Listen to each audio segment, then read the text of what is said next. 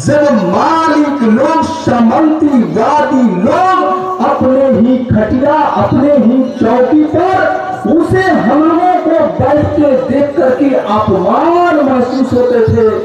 लेकिन हमारे लालू प्रसाद यादव जी ने वो कहा कि जब बाबा साहब संविधान में जब अधिकार, मौलिक अधिकार दिए हैं, तो हमारे दलित वर्ग के लोग, पिछड़े वर्ग के लोग, अल्पसंख्यक वर्ग के लोग चौकी पर नहीं, हम कुर्सी पर बैठाएंगे। उन्होंने ऐसा संघर्ष करने का काम किए। आज लगातार सामंती वर्गों से लड़ाई लड़ रहे हैं और लड़ करके हमें वो अधिकार दिलाने का कार्य कर रहे हैं। और उन्हीं के रास्ते पर चल रहे हमारे बिहार के उप मुख्यमंत्री तेजस्वी बाबू, और लगातार हम लोगों को वो अधिकार दे रहे हैं और हम लोगों को मजबूती प्रदान कर रहे हैं। उसका जीता जागता सबूत सुरेंद्र राम, एक चमार के बेटा को, एक गरीब के बेटा को, एक मजदूर के बेटा को, एक लेबर को लेबर मिनिस्टर बनाने का काम किए हमारे तेजस्वी प्रसाद, हमारे तेजस्वी बाबू किए हैं। ये ऐसा सम्मान कभी किसी को मिला था क्या? कभी लेबर को लेबर मिनिस्टर बनाया गया था क्या? ये सम्मान के साथ, आज अधिकार के साथ सुरेंद्र राम बोल रहा है, तो हमारे तेजस्वी प्रसाद यादव जी का देन है, हमारे लालू प्रसाद यादव जी का देन है कि एक चमार का बेटा, एक मजदूर का बेटा, एक गरीब का बेटा, एक लेबर को लेबर मिनिस्टर बनाने का काम किए। इससे हम लोगों को सम्मान की बात क्या हो सकता है?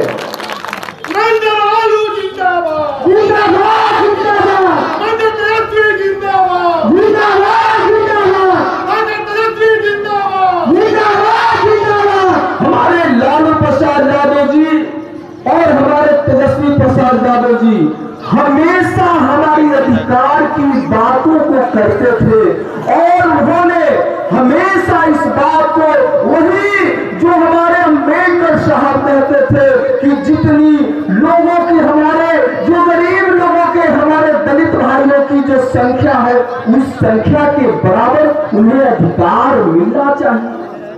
हमारे तेजस्वी बाबू और हमारे नीतीश बाबू, ये महागठबंधन की सरकार क्या किए? हम लोगों को जातिगत गणना करा करके उसमें हमारी जो संख्या आई, हमारी जो प्रतिशत मिला, उस प्रतिशत के आधार पर हमें 16% से आरक्षण को बढ़ा करके 20% करने का काम किए।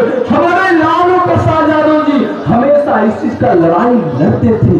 तो हम लोगों को मान सम्मान और हम लोगों को अधिकार मिल रहा है, तो इस महागठबंधन की सरकार में मिल रहा है। और मान सम्मान हम लोगों को, अधिकार कोई छीन रहा है, तो वो जो है सामंती सरकार, केंद्र की सरकार जो है हम लोगों का मान सम्मान और अधिकार को भी छीनने का काम कर रही है। तो हमें सचेत रहने की जरूरत है, हमें जागरूक रहने की जरूरत है। और 2024 में जो हमारी भारत की संपत्तियों को कंपनियों के हाथ में जो बेचने का काम किया, वो सोची समझी रणनीति के तहत केंद्र की सरकार, मोदी की सरकार हमारी संपत्तियों को बेचने का काम किया। क्योंकि इस बात को जानते हैं कि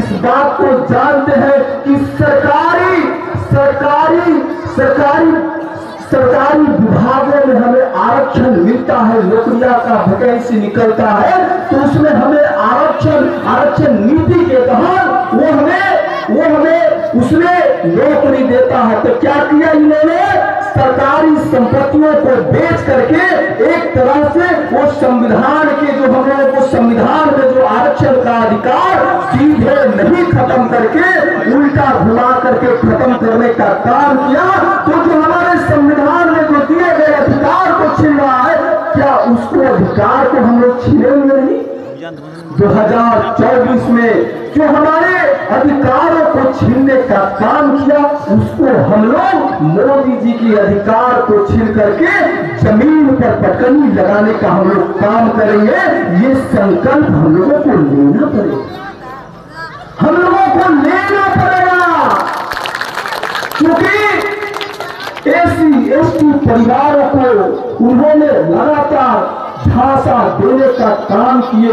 वो क्या हम कहे 5 किलो अनाज जैसे नहीं बहेलिया की तरह अनाज को छीन करके वो कबूतर बढ़ाने का काम कर रहा है, तो हम लोगों को कबूतर की तरह फंसना नहीं है। हमें याद करना है कि जिस जब कांग्रेस की सरकार थी, महागठबंधन की सरकार थी, उस सरकार में 400 रुपए में गैस सिलेंडर मिला करता था, और वही गैस सिलेंडर का दाम आज 1200 रुपया हो गया है।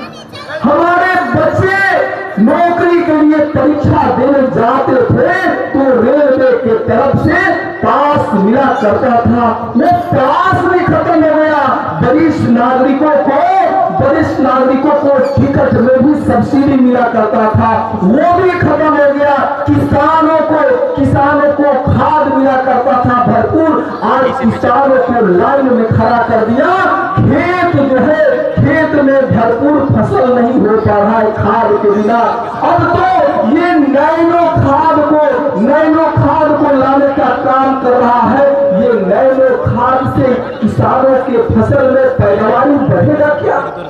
हम आप सभी से आपके बीच में यही कहेंगे कि हम लोगों को हमेशा सचेत रहना है, और हमारे विभाग के तरफ से कई योजनाएं चलाई जाती है। उसमें आप सभी निर्माण क्षेत्र में काम करने वाले श्रमिक बंधुओं से हम कहेंगे कि हमारे विभाग के पदाधिकारी आए हुए हैं, हम उनको बोल दिए हैं कि यहाँ आकर के लेबर कैंप लगा करके हमारे भाइयों को, हमारे श्रमिक बंधुओं को निबंधन कराने का काम करें। और उन्होंने आश्वासन दिए हैं कि हम इसी सप्ताह में आप यहाँ आकर के हम लोग निबंधन करने का काम भी करेंगे। तो आपकी मान सम्मान के लिए आप तो इस बात को जानते हैं कि जो हमारे लालू प्रसाद जी ने अरे कई पत्थर तोड़ने वाली भगवतिया देवी, सुरेंद्र राम, शिवचंद्र राम और जो है मुनि रजक, कई लोगों को जमीन से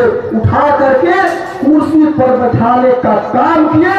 और हम लोग, हमारे समाज के लोग इस बात को जानते हैं कि जो हमें हमारे राष्ट्रीय जनता दल में जो मान सम्मान और अधिकार मिलता है वह दूसरा किसी पार्टी में नहीं मिलता है। हम पूरे एकजुटता के साथ हम लोग जो है महागठबंधन के साथ है। इसी आशा, हम लोगों को आशा और विश्वास है यहाँ पर, क्या हम लोगों को महागठबंधन के हाथ को मजबूत करना है ना? हम लोगों को महागठबंधन के हाथ को मजबूत करना है। और हमारे इस क्षेत्र के लोकप्रिय जनप्रिय सुधाकर बाबू के हाथ में मिला करके, तेजस्वी के हाथ में हमें हाथ मिला करके आगे हम लोगों को बढ़ते रहना है। और केंद्र में जो बैठी हुई निकम्मी सरकार है, जो हमारे आरक्षण को खत्म करने जा रहा है, हमारे संविधान को खतरा है, हमारे अधिकार को खतरा है, तो जिससे हमारा अधिकार को खतरा है, क्या उसको हम लोग खत्म करने का काम नहीं करेंगे? हम लोग जरूर करेंगे। और हम लोगों को हमेशा जो है एकदम तत्पर रहना है, किसी बहेलिया के चक्कर में नहीं पड़ना है। और हम लोगों को हमेशा जो है अपने अधिकार और सम्मान जो है, सम्मान की सुरक्षा महागठबंधन में है।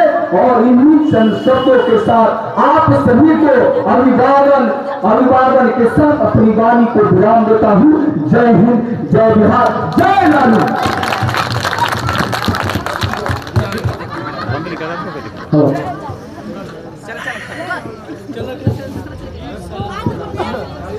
बहुत ये माननीय मंत्री जी को थोड़ा सा